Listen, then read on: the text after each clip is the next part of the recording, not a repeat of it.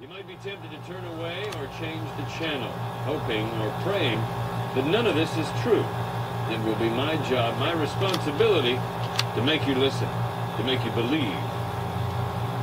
How many times have our own elected officials deceived us, used us?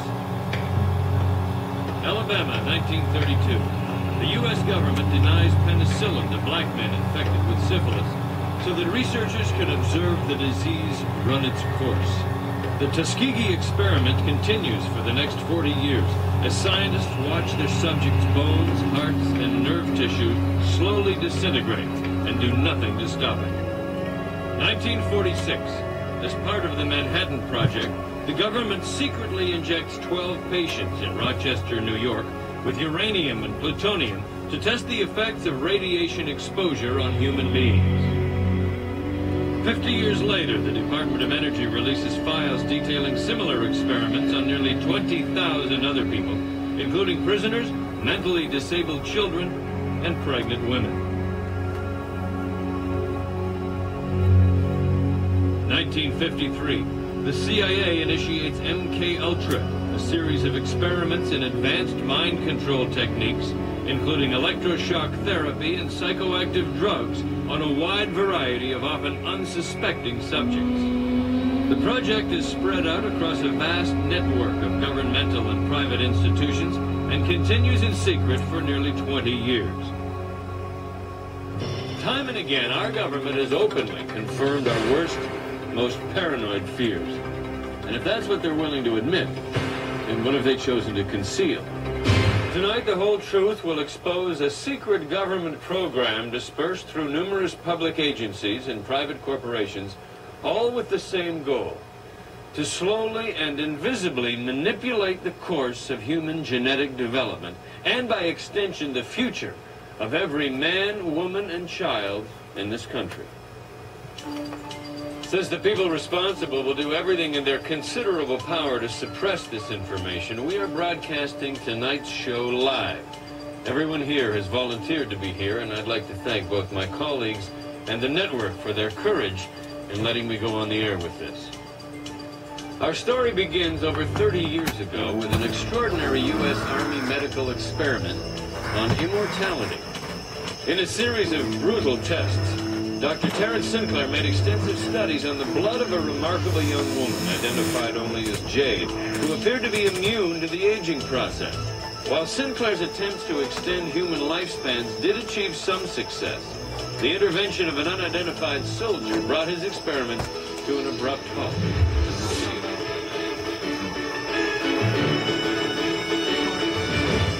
When our chosen leaders turn against us, where do we turn? To the police? To our laws? To a gun under the pillows?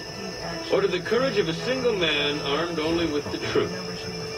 The source for much of what you will see tonight is just such a man. He's a molecular biologist, formerly with the Department of Defense, and for obvious reasons we've taken every precaution to keep his identity and location secret.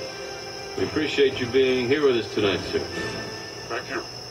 Now, you claim you've pieced together evidence of a long-range government project to change the course of human genetic development. Yes, that's correct. And this project was created by Dr. Sinclair? Not exactly. Sinclair's longevity experiments were just a starting point, but several of the current research initiatives did build on his work. And what's wrong with an attempt to extend human lifespan? Nothing. The government never intended that research, that technology, to reach the public. Why? They're developing a process to alter humans at a cellular level. It began as a way to reverse necrosis in human tissue. Now, you mean a way to reanimate the dead? Right. But it was more than that. Their process involved rebuilding the neural pathways of a subject's brain in such a way that they could control the subject. That's what they were really trying to do. All right, joining us via satellite is Dr. Richard Morgan. He's Vice President of Research and Development at Ferriton Laboratories, one of the companies in question. Dr. Morgan, how do you respond to these allegations? Well, in a nutshell, the allegations are absurd. The Ferriton Corporation has a distinguished record of public service and the most scrupulous research protocols in the industry. But it is true that over 75% of your R&D is devoted to defense projects. We're a defense contractor. The benefits from your research are being kept exclusively for the government agencies that support you. Well, that's ridiculous. Is it? We have a video which was distributed to Ferreton's board of directors containing a progress report of your reanimation project. What?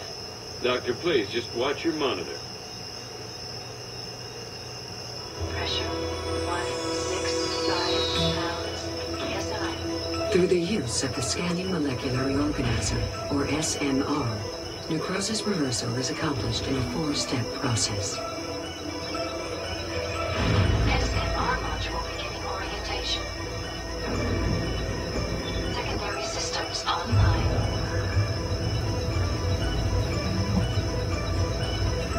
Step 1. Photolytic regeneration. Laser field activated. Osmosis reversing. The SMR's high-energy laser array repairs and restores all nerve, tissue, and organ functions.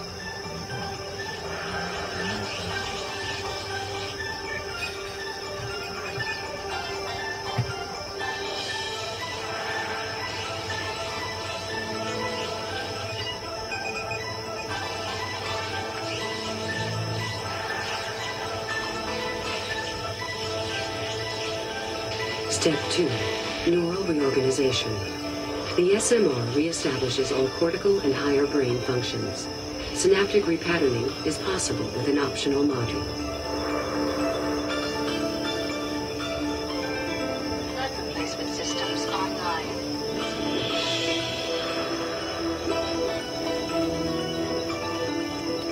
Step 3. Fluid replacement. All preservatives and fluids are flushed and perfused as the body temperature is restored to normal. Step 4. Reactivation. The subject's nervous system is re-energized by a series of high-frequency electrical impulses, thus completing the process.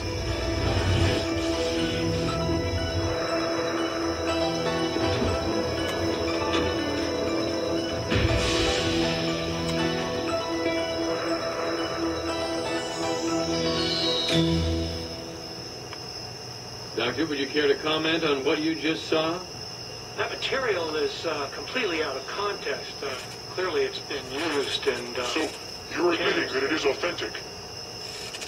Well, this research was exploratory, and then the project was only for proof of principle, and it was never intended to be used as a working project, and if in fact it's been taken out of the lab, Doctor, we're losing your signal here. If you would bear with us for just a moment, we're experiencing some technical difficulties. Please stand by. They're trying to take us off the air. We are apparently having trouble.